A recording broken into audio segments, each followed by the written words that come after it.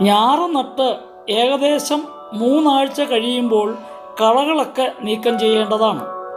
അതിനുശേഷം nitrogen, phosphorus, potash അടങ്ങിയ NPK വളങ്ങൾ ചെയ്തു കൊടുക്കേണ്ടതാണ്. ഏകദേശം 2 മാസം കഴിയുമ്പോൾ ചെനപ്പ് പൊട്ടുന്ന സമയത്ത് വീണ്ടും NPK വളങ്ങൾ കൊടുക്കേണ്ടതാണ്. അവസാനമായി നെല്ല് കുടം വരുന്നതിന് മുമ്പ് കുറച്ച് പൊട്ടാഷ് വളം കൂടി നൽകേണ്ടതാണ്. മണ്ണിൽ പുളിരസമുണ്ടെങ്കിൽ നാം ചേർക്കുന്ന രാസവളം, പ്രത്യേകിച്ച് ഫോസ്ഫറസ് വളങ്ങൾ മുഴുവനായി ചെടിക്ക് കിട്ടിയെന്ന് വരില്ല.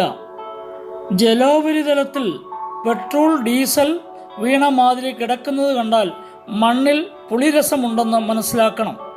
വെള്ളം വാർന്നു പോകാതെ കെട്ടിക്കിടക്കുന്ന പാടങ്ങളിൽ പുളിരസം കൂടും. ഇങ്ങനെയുള്ള പാടങ്ങളിൽ